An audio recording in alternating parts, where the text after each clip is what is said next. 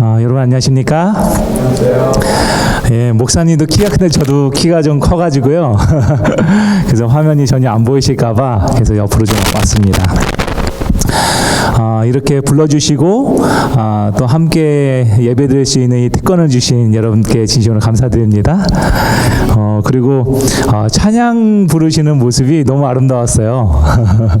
특히 우리 반주자님 초 반주하시는데 와 너무 잘 치셔가지고요.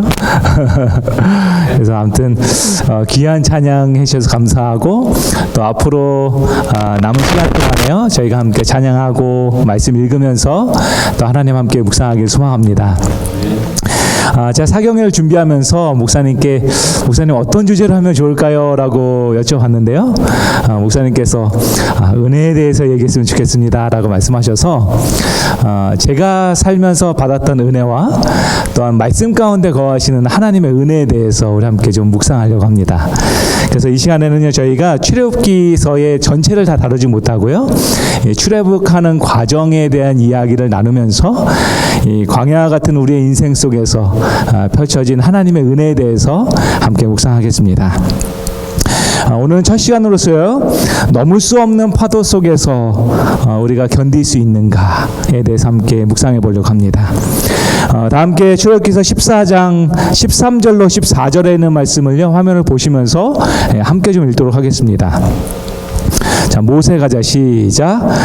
모세가 백성에게 이르되 너희는 두려워하지 말고 가만히 서서 여호와께서 오늘 너희를 위하여 행하시는 구원을 보라. 너희가 오늘 본 애굽 사람을 영원히 다시 보지 아니하리라. 여호와께서 너희를 위하여 싸우시리니 너희는 가만히 있을지니라. 이것은 여러분 우리가 잘 아는 것처럼 하나님께서 이스라엘 백성들을 열 재앙을 통해서 건져내시고 그리고 이제 홍해 앞으로 주님께서 인도하신 이후에 하나님께서 하신 말씀입니다. 제가 이 말씀을 쫙 몇 번을 묵상을 하면서요 왜 하나님께서 홍해 앞에 서 있는 이스라엘 백성들에게 이렇게 얘기했을까라는 생각을 좀 하게 됐어요. 계속해서 보면요 출애굽기서 14장 1절부터 2절에 보면은 당시에 이스라엘 백성들이 어디에 있었는지 그 장소에 대한 설명이 나옵니다. 여호와께서 모세에게 말씀하여 이르시되 이스라엘 자손에게 명령하여 돌이켜 바다와 믹돌 사이에 비아히롯 앞 곧 바알스본 맞은편 바닷가에 장막을 치게 하라. 여러분 이 말씀에 은혜가 있으십니까? 도대체 무슨 말씀인지 그렇죠? 장소만 쭉 나와 있는 것 같아요. 그렇죠? 여기 보면은 주님께서 돌이켜서 가라 그랬고 그 다음에 믹돌 사이에 있는 곳에 가라. 그 다음에 맞은편 바닷가에 너희가 장막을 치라 이렇게 얘기했어요.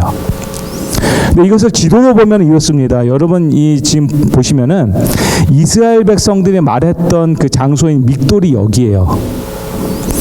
믹돌까지 이스라엘 백성들이 가는 길이 어떻습니까? 제가 요번에 목사님께서 기회를 주셔가지고 이 먼 곳을 날라오면서요 라스베가스에서 한번 경유해서 왔거든요. 경유해서 오다 보니까 그 캐년들이 쫙 펼쳐진 게 비행기 창문 밖으로 보이는 것입니다. 제가 한참 보고 오다 이렇게 좀 까매졌어요. 근데 보니까 이게 하늘 지도로 딱 보니까요 이스라엘 백성들을 하나님께서 쭉 인도하셨는데 어디로냐면 이 캐년 같은 곳을 쭉 걸어서 가게 했어요. 그리고 나서 이스라엘 백성들이 지금 어디 있냐면 여기 해변가에 이스라엘 백성들이 모여있게 주님께서 말씀하신 것입니다. 그리고 나서 애굽 군대가 쭉 쫓아올 때 하나님께서 어떻게 하시냐면 이 믹돌 사이에다가 이 불기둥을 하나 딱 세우십니다. 그래서 도저히 애굽 군대가 거기를 지나가지 못하게끔 불을 딱 피우신 거예요. 그리고 이스라엘 백성들한테 지금 여기에 모여 있으라고 하신 것입니다. 제가 이 말씀을 묵상하면서 왜 그 많은 길 가운데 하나님께서는 이렇게 좁은 길 그것도 막다른 길 속으로 인도하셨을까? 우리의 인생이 좀 그렇지 않습니까? 하나님께서 우리의 인생을 넓은 길 정말로 좋은 길로 인도하시기도 하지만 때로 하나님께서 우리를 어떻게 인도하시냐면 정말로 좁은 길 그리고 앞으로 더 나아가고 싶지만 나아갈 수 없는 길로 인도하실 때가 있다라는 거예요. 여러분이 바닷가에서 이스라엘 백성들은 어떤 생각을 했을까요? 여러분이라면 어떤 생각을 했을 것입니까? 저라면요, 야, 이거 어떻게 건너지 생각했을 것 같아요. 이 도저히 건널 길은 없고 돌아갈 길도 없고, 왜 하나님께서 날 여기로 인도하셨지? 그리고 이 길을 내가 어떻게 건너가면 좋을지 아마 그런 생각을 했을 것 같아요. 근데 하나님께서 이스라엘 백성들에게 원하셨던 질문은 무엇이었을까요? 이것을 어떻게 건너지는 하나님한테 중요하지 않으세요. 우리 하나님은 어떤 분이세요? 바다를 가르시고요, 만약 바다를 가르지 못하면 어떻게 하세요? 무리를 걷게 하시는 분이세요. 하나님한테는 어떻게 건너지라는 질문은 중요하지 않은 것입니다. 그거는 사람에게 중요한 거예요. 그렇다면 하나님께서 이곳에 인도하시면서 그들에게 품게 하셨던 질문은 무엇이었을까요? 그것은 아마도 왜 이곳으로 인도하셨지? 여러분, 왜 하나님께서 우리를 이곳으로 인도하셨을까요?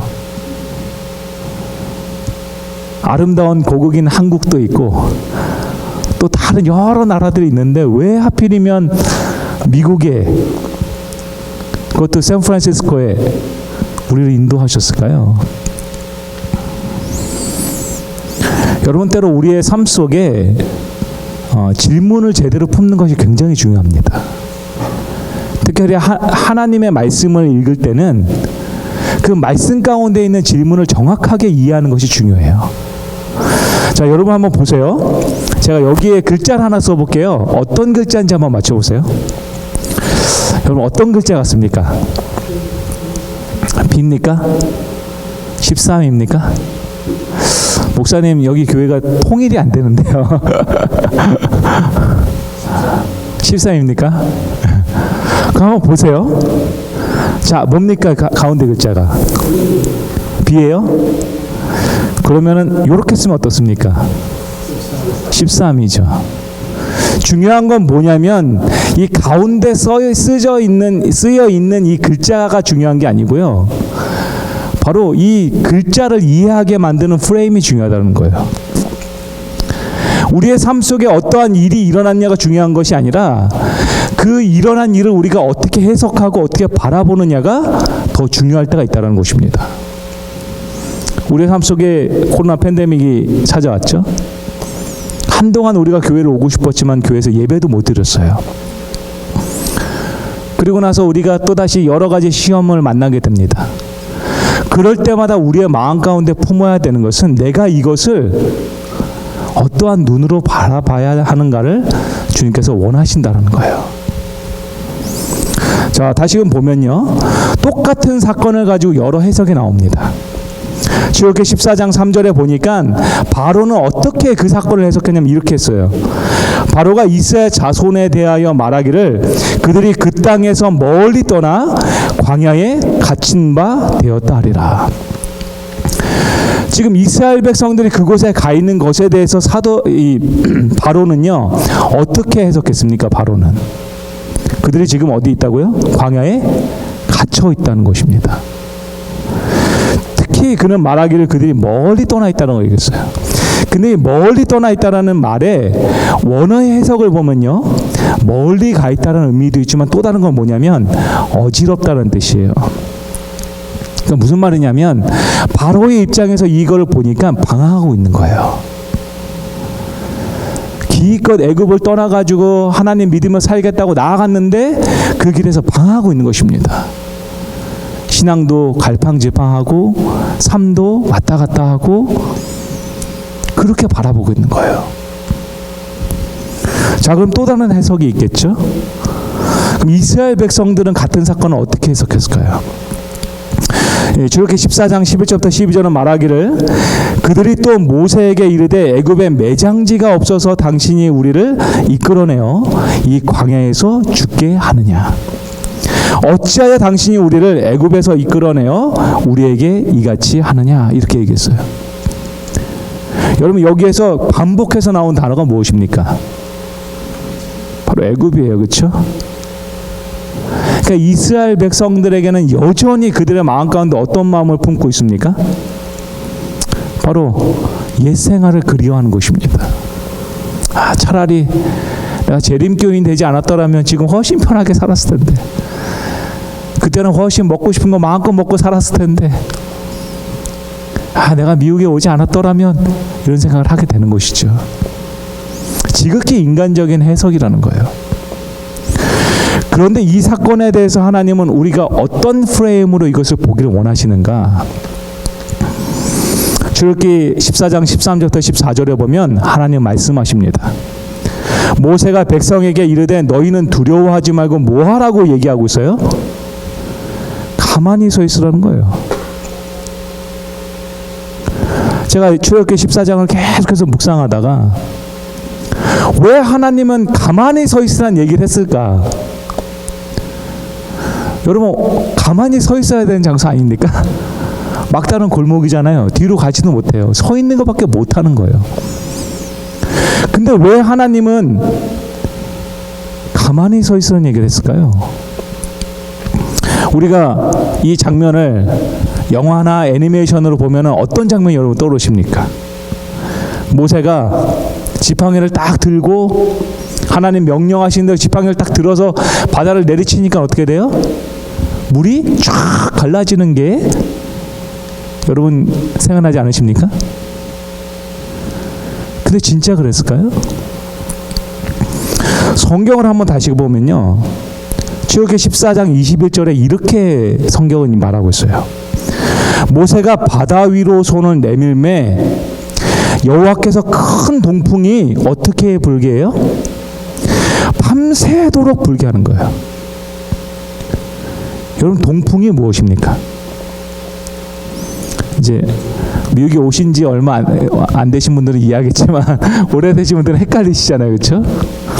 우리 집사님 동쪽에서 오는 바람 맞습니다. 그게 동풍이죠. 그러면 여기 다시금 지도를 보면은 지금 이스라엘 백성들이 믹돌 앞에 있는 바닷가에 모여 있어요. 그리고 이 바닷가 앞에서 이스라엘 백성들 아무것도 하지 못하고 있는 거예요. 가만히 서 있는 거예요. 그때 하나님께서 동풍은 어디서부터 불어오세요? 동쪽에서부터 하나님께서 바람을 일으키세요. 그러면 여러분이 영화나 애니메이션이나 봤던 것처럼 모세가 손을 내밀자마자 바닷물이 열렸을까요? 아니에요. 이스라엘 백성들이 해야 되는 것은 무엇이었냐면 밤새도록 자신에게 다가오는 바람을 이겨내야 되는 거예요. 동쪽에서 하나님께서 바다를 가르기 위해서 바람을 일으키시는데요, 여러분 얼마나 센 바람이 불어왔을까요? 바다가 갈라질 정도의 바람이니까요. 하나님께서는 그래서 이스라엘 백성들에게 말씀하시기를 너희가 할 것은 뭐냐면 내가 지금부터 물을 가를 것인데 너희는 가만히 서 있으라는 거예요. 버티라는 것입니다. 너희의 삶 속에 고난의 바람이 찾아올지라도 나를 신뢰하고 믿고 그곳에 서 있으라는 거예요. 그러면 내가 너를 위해서 길을 열어주겠다라고 주님 말씀하신 것입니다. 아멘입니까? 아멘. 많은 사람들이 요즘에 이 히말라야 산맥을 오르는 것을 꿈꾼다고 합니다. 그래서 이 올라가가지고 아름다운 태극기 한 장 딱 휘날리면서 내가 왔다라고 이 성취감을 나타내길 원하죠. 근데 이 히말라야에 올라가기 위해서는요, 반드시 지나가야 되는 하나의 팻말이 있다고 그래요. 근데 그 팻말에는 어떤 글이 적혀 있냐면 히말라야의 모든 날들이 위대한 것은 아니다. 무슨 말이냐면 히말라야의 모든 날들이 캘리포니아처럼 아름답고 화창하지 않다는 것입니다.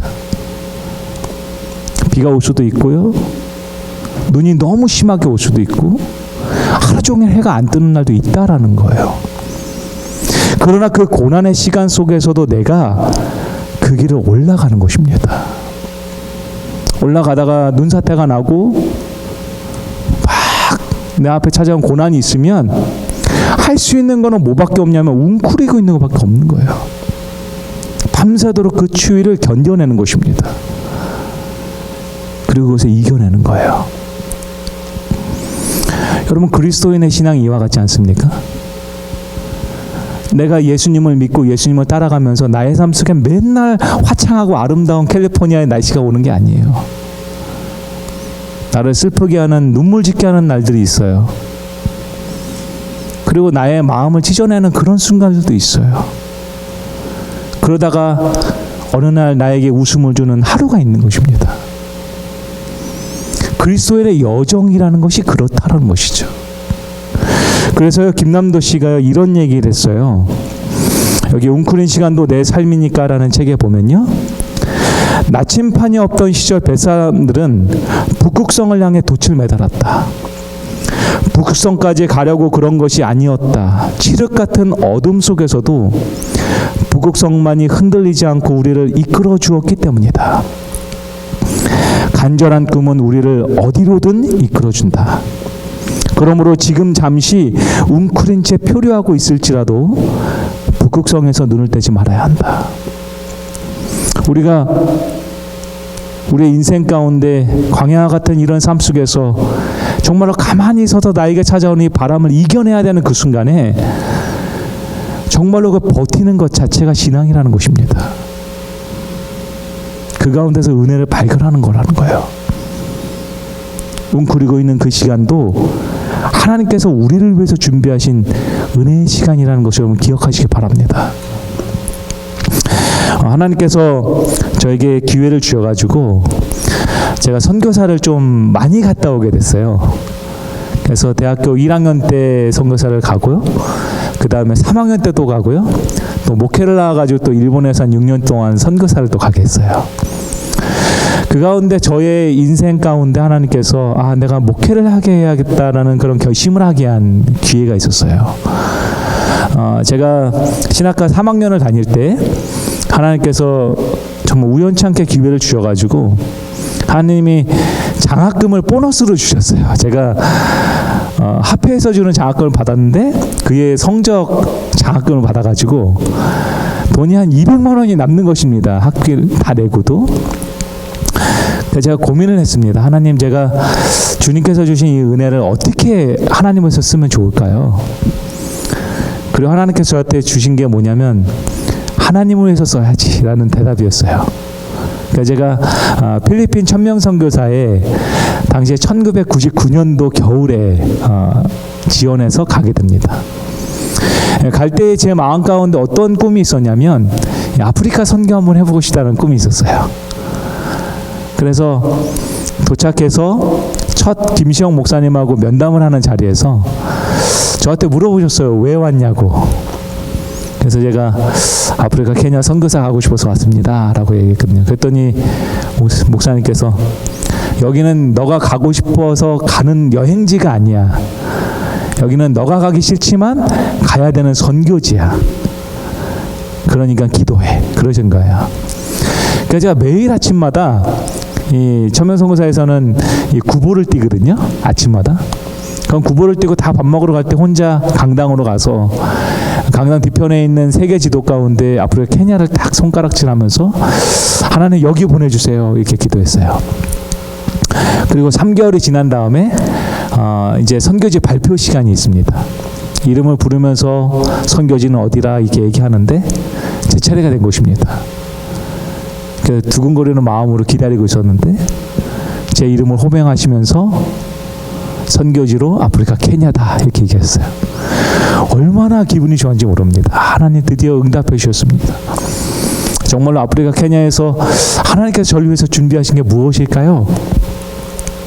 그리고 아프리카 케냐로 이제 훈련이 다 마친 다음에 떠나게 됐어요. 이제 보통 선교지, 해외 선교지를 가면은 그 선교사를 맞이하러 나오는 사람도 있습니다. 그래서 저도 제 이름에 팻말을 든 사람이 나이로비 공항에 있겠지라고 해서 이제 찾아본 거예요, 제 이름을. 근데 아무리 찾아도 제 이름이 하나도 기록되지 않은 것입니다. 그래서 제가 마냥 기다렸어요. 공항에서 제 이름을 든 팻말을 들고 누가 오겠지. 3시간이 지나고 6시간이 지나고 하루가 다 지난 거예요. 밤 12시가 됐는데 저기서 이렇게 정말 키 큰 흑인 두 명이 이렇게 쫙 저한테 찾아와요. 그래서 아, 늦었나 보다 했더니 저한테 호텔 가냐고. 자기가 택시 불러주겠다고 얘기하는 거예요. 그래서 아니라고. 난 여기 선교사로 왔는데 지금 나를 맞이하는 사람을 기다리고 있다고. 그 다음날 아침이 된 것입니다. 공항에서 하루를 보낸 거예요. 그 이제 필리핀 천명선교사에다 전화를 했어요. 목사님, 제가 공항에 있는데 아무도 나오지 않습니다. 어떻게 하면 좋을까요? 근데 김시영 목사님 저한테 뭐라고 하시냐면 선교사는 찾아가야지 그러시는 거예요. 그래서 연합회 주소 알려줄 테니 찾아가라. 이제 어쩔 수 없이 또 찾아가는 거죠. 거기서 버스를 타고 물어서 연합회 사무실을 찾아갔어요. 그리고 총무부장님 사무실에 딱 가가지고 똑똑 문을 두드렸더니 들어오라고. 들어가면서 제가 얘기했습니다. 제가 필리핀 천명선교사에서 온 김범기 선교사입니다. 그랬더니 그 총무부장님 안색이 새까맣게 되는 거예요. 까만데 더 새까맣게 되는 거예요. 그래서 무슨 일이지? 그분이 말씀하시기를 우리가 분명히 올해는 선교사 안 받겠다라고 메일 보냈는데 못 받았냐고. 전혀 받지 못했습니다.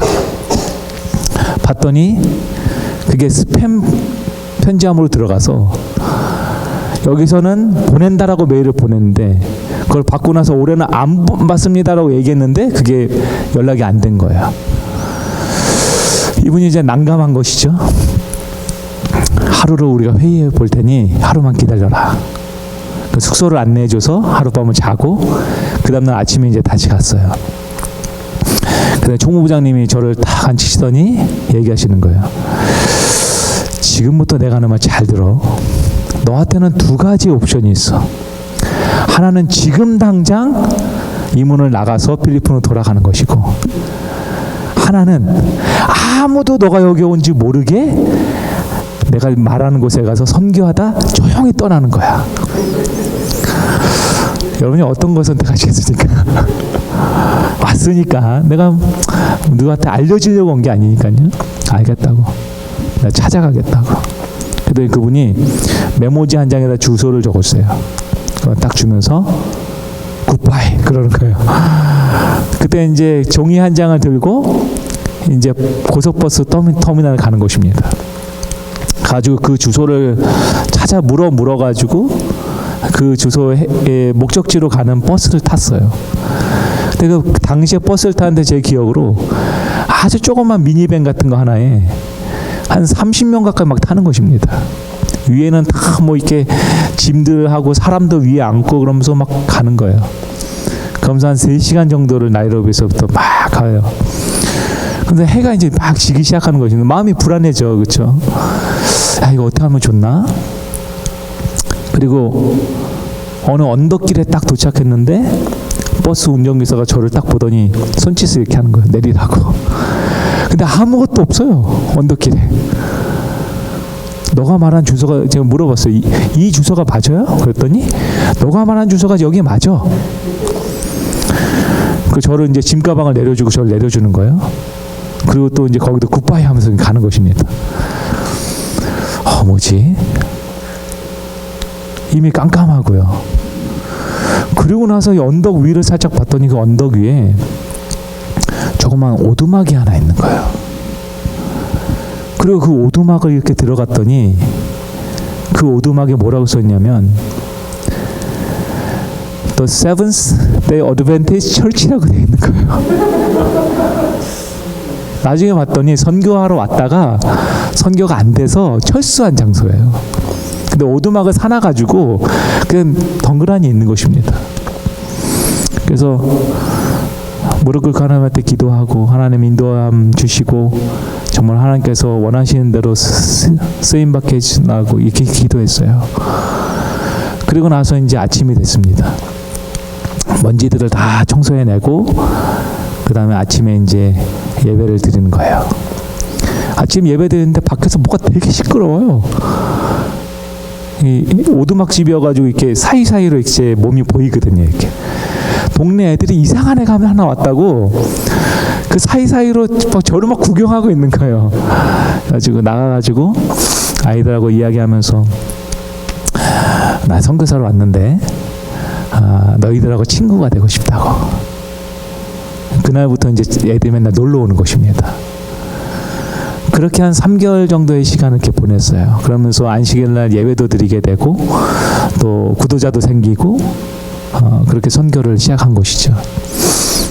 그런데 그 선교신을 시작할 때는 여러분 잘 아신 것처럼 건기였거든요. 그러니까 비가 하나도 안 왔어요. 그러니까 항상 제 매일 아침마다 하는 건 뭐냐면 양동이 하나를 딱 들고 물 뜨러 내려가는 것입니다. 산 언덕 밑을. 그럼 조그마한 웅덩이가 있어가지고 그 웅덩이에서 이제 소들이 와서 먼저 물을 다 먹고 가고, 그다음에 여자애들이 물을 뜨고, 그다음에 남자들이 물 뜨는 거예요. 물 지고 이제 터벅터벅 또 오는 것입니다. 근데 3개월이 딱 지난 그 어느 날 해가 이렇게 지는 것 같은데 갑자기 양철 지붕이 똑똑똑똑 이렇게 소리가 나는 거예요.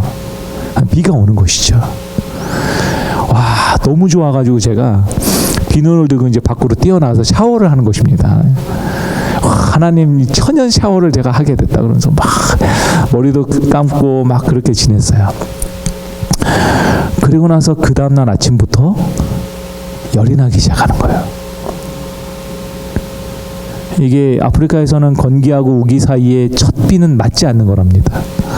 왜냐하면 모든 공중에 있는 질병들이 다 내려오기 때문에 굉장히 아프대요. 근데 저는 그거를 먹기도 하고 샤워도 하고 다 했으니까 하루 밤새도. 그래가지고 그 아침부터 열이 나기 시작하는데 입맛은 하나도 없고 아무것도 못하는 거예요. 그리고 5일째가 되는 수요일에 제가 정신을 잃었어요. 그랬더니 애들이 맨날 같이 나와서 놀던 애가 안 나오니까 애들이 막 와가지고 문틈 사이로 보니까 제가 누워서 꼼짝을 안 하는 거예요. 그러니까 애들이 부모님한테 가서 제 영어 이름 피터였는데 피터가 죽었다고. 그러니까 막 그 엄마들이 다 와가지고 외국인이 죽었으니까. 그래서 봤더니 아직 살아있는 거예요. 그래서 저를 데리고 병원으로 데려갑니다. 그리고 병원에서 3일 동안 아무 기억이 없어요. 그리고 3일째 아침에 갑자기 눈이 딱 터졌는데 온몸에서는 양냄새가 막 진동을 하고요. 몸이 너무 무거워가지고 움직일 수가 없는 것입니다. 제가 그 순간 하나님한테 되게 원망했어요. 하나님 왜 나를 여기로 보내셔서 이렇게 고생하게 합니까? 너무 외롭고 힘들다고. 근데 사실은 거기 누가 하고 싶다 그랬어요? 제가 하고 싶다 그랬거든요. 제가 우겨서 간 거예요. 근데 하나님 원망하는 것이죠. 그리고 나서 그날 밤에 정말로 어떻게 해야 되나 막막한 것입니다. 그리고 다시 잠이 들고 아침에 노랫소리가 이렇게 들려오는 거예요. 제가 아이들한테 노래를 가르쳐 줬거든요. My God Loves Me라는 노래를. 근데 그게 저 멀리서 이렇게 들리는 거예요. 저는 내가 하늘나라에 갔나? 그 생각을 했어요. 그랬더니 막 소리가 들리더니 문이 활짝 열리고 저하고 함께 뛰놀던 아이들이 병원에 병문안을 온 것입니다. 학교를 가면서. 제 앞에서 노래를 불러줘요. My God loves me and all the wonders I see.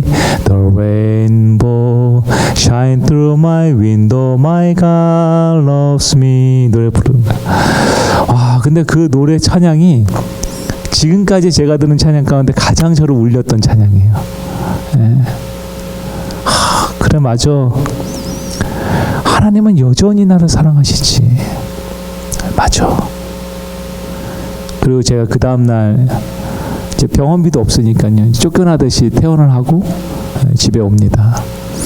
그리고 그 다음날 저녁에 이제 밥도 안 먹고 이렇게 있는데 니언ニョ해가 이렇게 지고 있는 거예요. 그래서 제가 밖으로 나가서 기도라도 해야겠다. 그리고 이제 해가 질 때 기도를 시작했어요. 그래서 기도를 충분히 하고 나서 이렇게 딱 나오면서 아직도 제 마음 가운데는 하나님에 대한 원망의 마음이 좀 있었어요. 왜 하나님 나를 이렇게 어렵게 하셨지? 분명히 하나님 날 여기서 보내셨으면은 공항서부터 계속 일들이 어렵게 막 가니까 어떻게 하면 좋을까? 근데 그 순간 제 마음 가운데 하나님의 음성이 이렇게 들렸어요. 그게 뭐냐면 하늘을 보라는 거였어요. 그리고 나서 하늘을 이렇게 봤더니요, 정말로 무수히 많은 별들이 이렇게 있는 것입니다. 그림에 있는 것처럼 제 사진은 아닌데요, 별들이 이렇게 은하수처럼 펼쳐져 있는 거예요. 그러면서 제 마음에 들었던 것은 뭐냐면 마치 하나님이 저에게 얘기하고 있는 것 같은 거예요. 어떤 이야기를 하시냐면, 이 하늘의 별들을 한번 봐. 저 모든 별들의 이름은 너는 아니? 아니요, 저는 모르는데요. 나는 저 모든 별들의 이름을 다 알아. 근데 내가 너를 모르겠니? 그렇게 말씀하시는 것 같은 거예요. 제가 그때 무릎을 꿇고 하나님한테 정말로 다시금 회개하면서 기도했어요. 하나님, 잘못했습니다. 주님 여전히 나를 사랑하시고 여전히 내 곁에 계시는데 왜 저는 의심했을까요? 하나님을. 왜 내 마음 가운데 내 뜻대로 되지 않는다고 왜 하나님을 원망했을까요? 하나님, 잘못했습니다. 그리고 제가 그날 저녁에 불렀던 찬양이 이거였어요. 542장 저 멀리 배는 나의 시온성. 아득한 나의 갈 길 다 가고 저 동산에서 편히 쉴 때 내 고생하던 모든 일들을 주께서 아시리. 빈들이나 사막에서 이 몸이 고날지라도 오 내 주 예수 날 사랑하사 늘 지켜주시리. 이거면 충분하지. 맞아, 주님이 나와 함께 하시고 나를 지켜주는데 왜 내가 주님을 원망하고 의심했을까? 사랑하는 성도 여러분이시여, 재림 성도는 고난이 없는 삶이 재림 성도의 삶이 아니에요. 재림 성도의 삶은 깊은 밤 속에서도 아침을 이야기할 수 있는 사람인 것입니다. 내 주님이 나를 지켜주고 나를 이끌어주기 때문에 그 주님을 이야기할 수 있는 것이죠. 다시금 본문으로 돌아오면 출애굽기 14장에서 주님 말씀하셨습니다. 너는 가만히 서서 있으라고. 그러면 누가 일하시냐면 하나님이 일하신다는 거예요. 여호와께서 오늘 너희를 위해서 행하시는 그 구원을 너는 보라는 것입니다. 너가 하는 게 아니야, 내가 하는 거야. 지금 너의 삶 속이 어렵지만 그 고난 가운데 내가 있을 거라고. 그러니 너가 하는 것은 가만히 있는 거라는 거예요. 하나님이 싸우겠다는 것입니다. 너가 하는 것은 너에게 찾아오는 그 바람을 이겨내는 거예요. 나를 송두리째 다 집어삼킬 것 같은 그 바람이 불어올 때 주님을 믿으며 그 주님을 붙잡으며 나아가는 것입니다. 여러분, 내일도 이런 얘기를 하겠지만 이스라엘 백성들이 홍해를 건너는 게 쉽지 않아요. 여러분, 우리가 생각하는 것처럼 쉬운 게 아니었어요. 왜냐하면 여러분 잘 생각해 보십시오. 밤새도록 하나님이 바람을 일으켜서 갈라놓으셨습니다. 그럼 그 갈라놓은 것을 애굽 군대들이 찾아와 가지고 다 몰살될 때까지 하나님은 뭐 하셨어요? 계속해서 바람을 보내신 거예요. 이스라엘 백성들이 홍해를 건너는 것은 그 바람을 맞대서 나아가는 것입니다. 앞으로 한 걸음씩 나아가는 거예요. 내 삶이 힘들고 어렵지만 주님을 의지하면서 앞으로 나아가는 것입니다. 그렇게 했기 때문에 그들은 하나님께서 일하시는 것을 바라본 것입니다. 경험한 것이죠. 주님을 만난 것입니다. 우리 사랑하는 성도 여러분, 우리의 삶 속에 어려운 순간들이 있어요. 그렇죠? 때로는 질병의 문제로 고통스러워할 때가 있어요. 때로는 나의 뜻대로 되지 않는 일들 때문에 내가 고통스러워할 때가 있어요. 어떨 때는 내 자녀들이 나에게 큰 짐이 될 때가 있어요. 그리고 이 이방의 땅에서 말도 통하지 않는 이런 곳에서 또 살아가는데 어려움이 또 있어요. 그러나 우리 주님께서는 우리에게 말씀하십니다. 너가 오늘 해야 될 것은 가만히 서 있는 거라는 거예요. 주님을 신뢰하며 그 바람을 이겨내라고 주님 말씀하십니다. 시편 62편 1절과 2절 우리에게 이렇게 말합니다. 나의 영혼이 잠잠히 하나님만 바라며 나의 구원이 그에게서 나는도다. 오직 저만 나의 반석이시오 나의 구원이시며 나의 산성이시니 내가 크게 요동치 아니하리로다. 흔들리지 않겠다는 것입니다. 나의 삶 속에 어떠한 일이 일어나도 나는 잠잠히 주님 앞에 있겠다라고 고백하는 것이죠. 오서드 챔버스는요, 그의 책 순종의 길에서 이렇게 말했어요. 지저귀는 새는 노래하는 법을 어디서 배운다고요? 어둠 속에서 배운다. 그 어두움을 이겨내는 것입니다. 그렇게 할 때 그의 마음 가운데 찬양이 시작되는 것이죠. 화인 여사는 또한 생애비 12페이지에서 이렇게 말했습니다. 그분은 가시덤불과 잡초들이 자라도록 허용하셨다. 하나님께서 뭐 하셨다고요? 우리의 삶 속에 가시덤불과 잡초들이 자라나도록 허용하셨다는 거예요. 그분께서 시련과 고통을 허용하셨으므로 사람의 생애가 수고와 걱정으로 채워지게 되었다. 그러니까 우리의 생애가 수고와 걱정이 없을 수 없다는 것입니다. 그러나 화인 여사는 우리에게 말하기를 그 고통들은 그들의 유익을 위한 것이었다. 그것들은 사람들을 죄가 빚어낸 수치와 파멸에서 건져내어 구원하는 데 도움이 되었다. 하나님은 이스라엘 백성들을 홍해 앞으로 인도하셨습니다. 그리고 그곳에서 바람을 견뎌내게 하셨어요. 누구를 위해서 하셨을까요? 그들을 위해서 하신 것입니다. 여전히 애굽을 그리워하는, 여전히 호화로운 생활들을 그리워했던, 여전히 죄의 노예 생활을 더 좋아했던 이스라엘 백성들이 애굽이 아니라 앞을 보게 하기 위해서 주님은 그 밤을 허락하셨다는 것이죠. 사랑하는 성도 여러분, 하나님은 우리에게 그렇게 인도하십니다. 출애굽기 14장 26절부터 27절은 말하기를 이제 모세가 그 바다를 다 건넌 이후에 다시금 그의 손을 바다 위로 내뭅니다. 그리고 여기 말하죠. 바다의 힘이 회복되었다라고 표현하고 있어요. 여기요. 무슨 말이냐면 바람이 멈춘 것입니다. 그랬더니 하나님께서 그 바다를 다시금 채워주셔서 애굽의 모든 사람들이 그곳에서 죽게 됩니다. 사랑하는 성도 여러분, 시편 112편 6절부터 7절을 우리에게 말하고 있어요. 그는 영원히 흔들리지 아니하며 의인은 영원히 기억되리로다. 그는 흉한 소문을 두려워하지 아니하며 여호와를 의뢰하고 그의 마음을 굳게 정하였도다. 의인이 어떤 사람이 의인이냐면 그 마음이 굳게 정한 사람이라는 것입니다. 하나님 앞에 내가 이 흔들리는 세상 가운데서도 온전히 굳건히 서 있겠다라고 결심한 사람이에요. 여러분, 최근에 3년 동안 얼마나 많은 일이 일어났습니까? 살면서 이런 일을 한꺼번에 겪는 해가 과연 있을까요? 코로나가 찾아왔죠? 코로나 끝날 때쯤 되니까 우크라이나에 전쟁이 시작됐죠? 전쟁 좀 잠잠해지나 싶었더니 터키에 지진 찾아왔죠? 그리고 우리의 주변은 어떻습니까? 총기 사고로 너무나 많은 사람들이 희생되고 있잖아요. 우리를 뒤흔들 만한 수많은 일들이 우리 삶 속에 일어나고 있다는 것입니다. 그러나 그 가운데서 우리 주님께서는 오늘 우리가 우리의 마음을 굳게 정하기를 원하세요.